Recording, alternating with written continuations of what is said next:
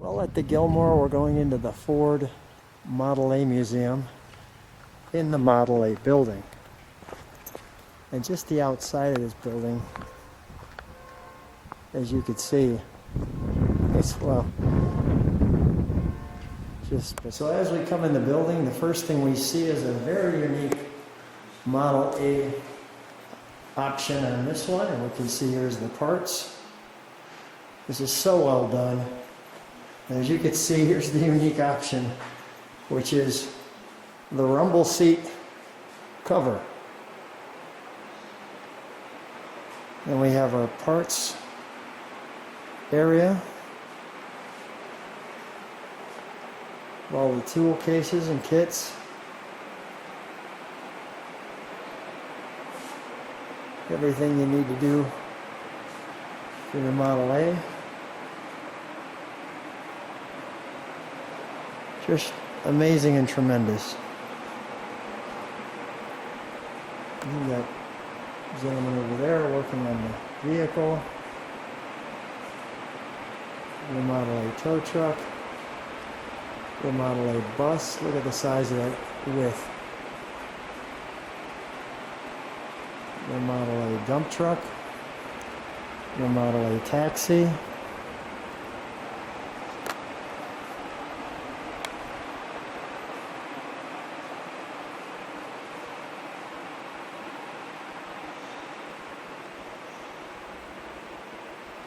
Deluxe Phaeton. Panel delivery truck.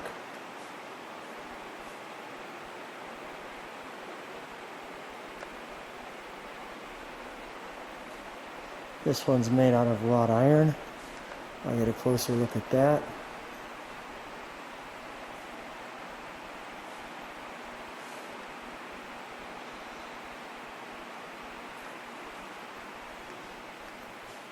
Your Roadster pickup, that's pretty cool. Your fire truck. Well, as you can see overhead, you have your airplane. There. Here's that wrought iron Ford. You can see right through there. Well, look at how I put that together. That's pretty cool.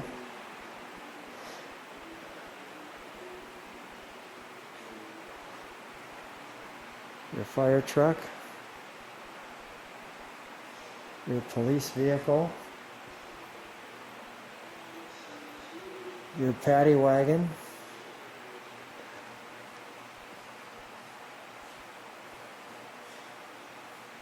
Your ambulance. What an amazing group.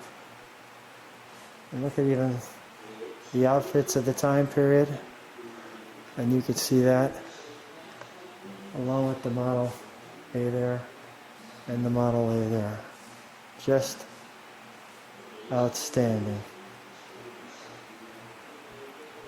Just outstanding. As we enter the Lincoln area of the museum, we have the 56 Continental, maybe one of the most beautiful cars they ever made. We even have the 98 Lincoln, the 71 Mark III, the 1940 Lincoln Zephyr, the 1939 Lincoln, the big town car. Look at the seats on that. Those are comfy, cushy. The 79 it says. Another, this is a 55.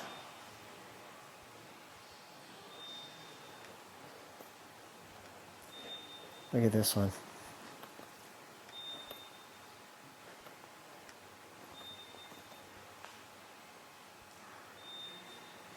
Wow.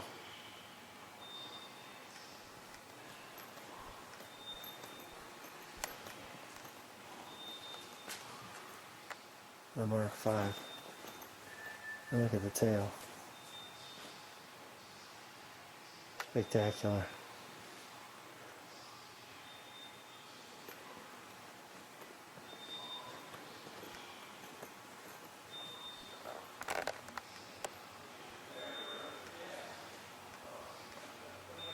The Capri Sport Coupe.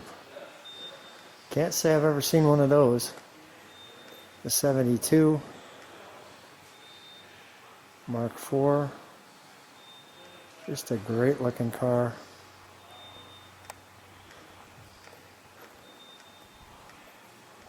Got a little bit of a Rolls Royce grille to it.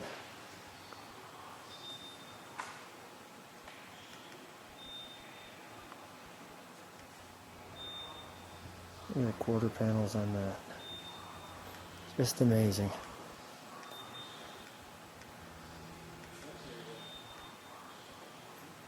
'38 Lincoln Zephyr. That great badge there.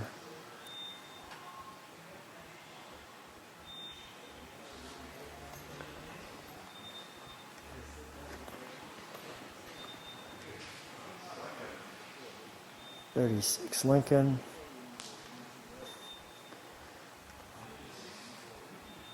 Look at the headlights. '37 Lincoln. V12.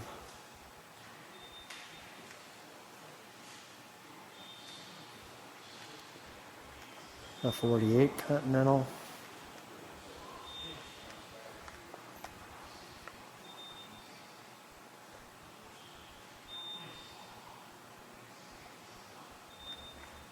The '49 Cosmopolitan. Take a look at the headlights on that. Isn't that different?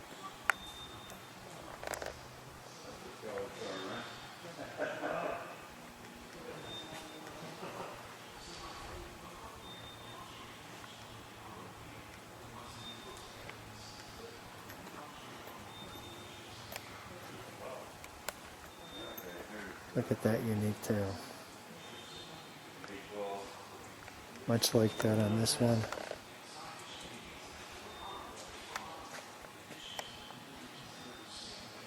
A Lincoln Zephyr. Great badging there.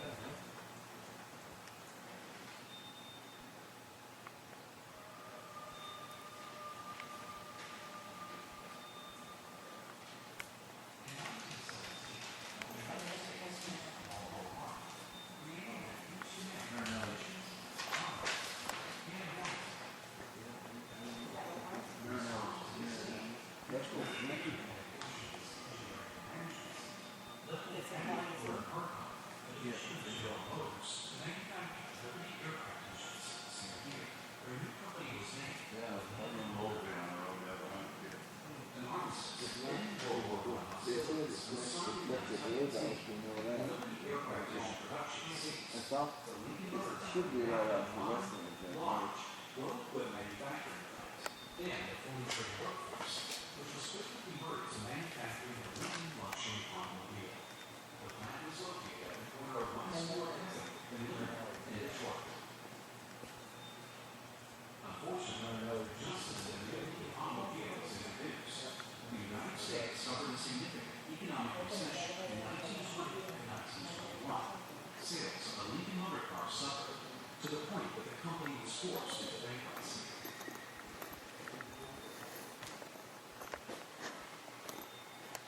Lincoln Continental concept car.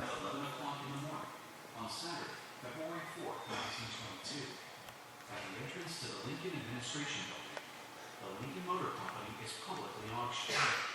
The standing master and chancellor, William Sears Jr., is reading the relevant documents.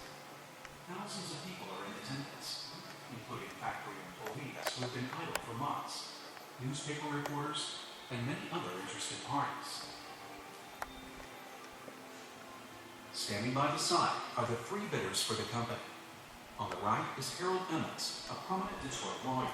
representing local leaders. And that's all the cars in the Lincoln Building. Welcome to the Franklin Museum. Here at the Gilmore Car Museum, we have 4 car dealerships that are built architecturally just like they would have been when they opened. In 1902, Mr. Franklin invented the air-cooled engine and not only built engines in cars, but built aircraft engines as well. These early Franklins that you see did not have, because an air-cooled engine had so many fewer parts, about 177 fewer parts than a liquid-cooled engine. You didn't need that big radiator up front. You didn't need the large engine compartment that you'd have in a liquid-cooled car. So when these cars first came out, Mr. Franklin said, my cars will run if it's 50 below zero, they'll start. If it's 120 in the shade. And liquid-cooled cars will start if it's too cold and would overheat if it's too hot. However, there was a styling challenge because these cars didn't look like other cars. Some of them had barrel fronts, some of them had shovel fronts, what we call shovel fronts, and some of them even had what we call coffin fronts. The barrel. So this is the barrel The here, shovel. the shovel, and that's the coffin. from that 1919 Franklin. Now, Look at, quickly, they started to lose sales because these cars just did not look like other cars. So Mr. Franklin's partner, John Wilkinson, finally convinced him to change the style of the car.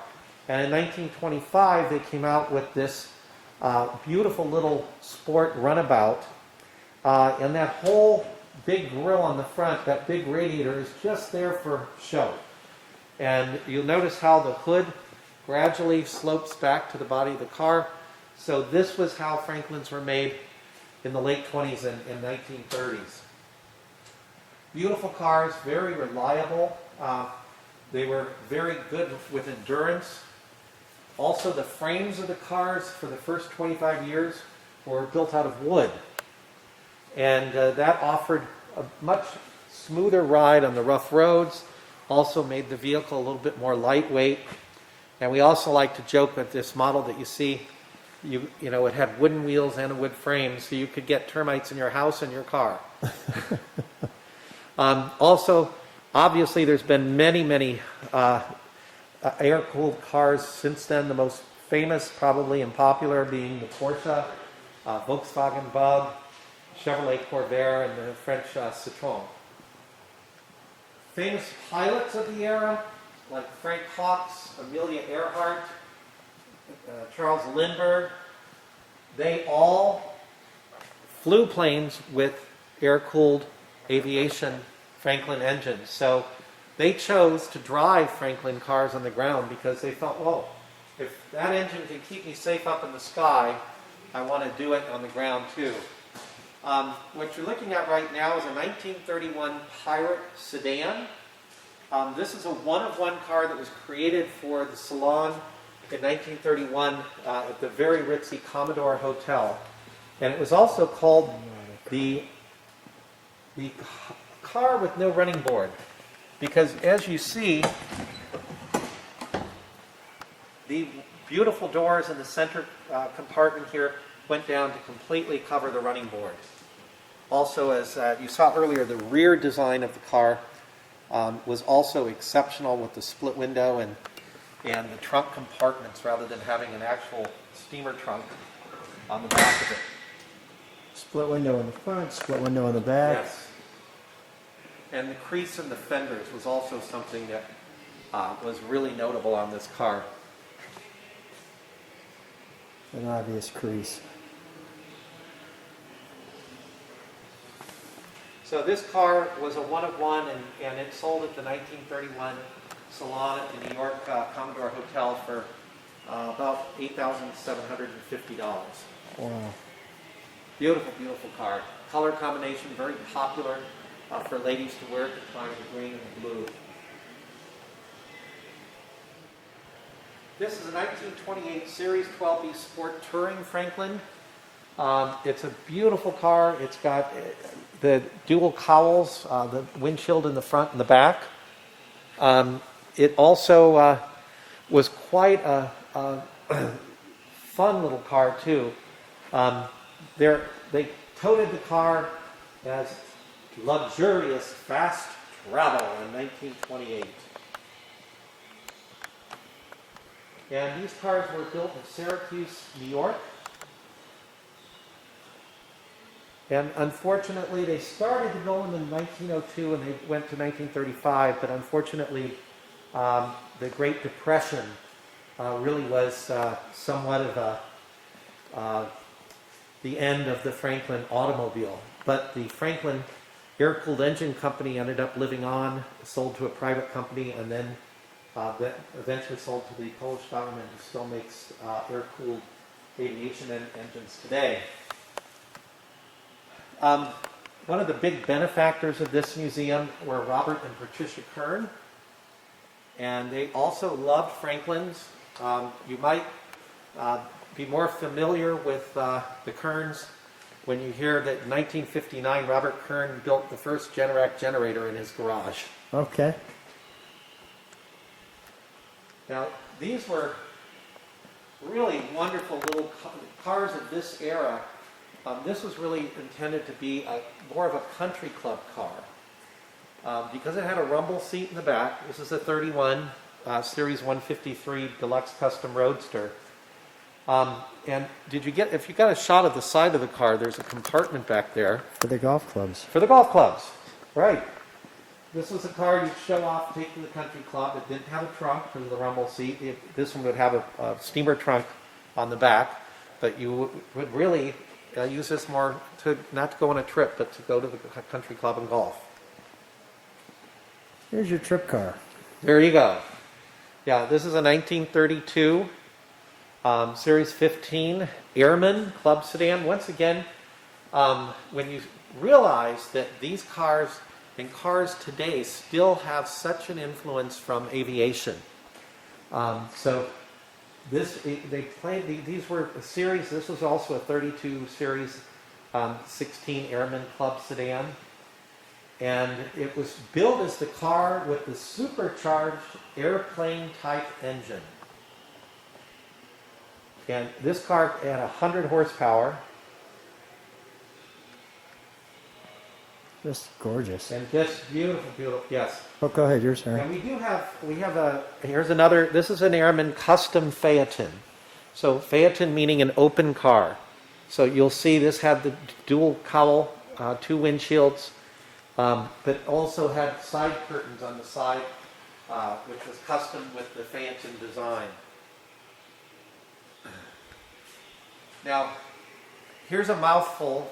The ad slogan for this vehicle, Lou: by virtue of the supercharger, there is no hesitancy, no logginess, no gasping or gulping, but quick trigger action. Kind of rolls right off your tongue, doesn't it? It sure does. Yeah. The service area. Yeah, and this beauty back here, this is really a very rare, one of the rarest Franklins other than the Pirate that you saw earlier. This is a supercharged 12 Series 17 sedan, and they only built about 108 of these, and this was a V12, air-cooled V12 engine that produced 150 horsepower, had just incredible woodworking in the interior of the car, and just a beautiful sloping running board and rear to the fenders. Really some very graceful design. Wow. That's amazing. Yeah. And this Series take a look at 18 this coupe, Series 18 coupe is the 1933 Olympic. This was an attempt to have a lesser priced car to try to save the company, which many of the car manufacturers that struggled through the Great Depression tried to do. And Franklin held on for another 2 years afterwards, but really there just wasn't the resources or the money to be able to maintain what that survived the Great Depression. It's a great looking little car. It is. And then our last one in the room. This is a 1930 Franklin Series 147 Speedster. And if you focus in on the hood ornament on this car, once again, aviation takes place. That's the Spirit of St. Louis airplane. And this car was built as a car of brilliant beauty. And it is brilliantly beautiful today, for sure. I'm sure that spins when it's going down the road. Yeah. Oh, definitely, yeah.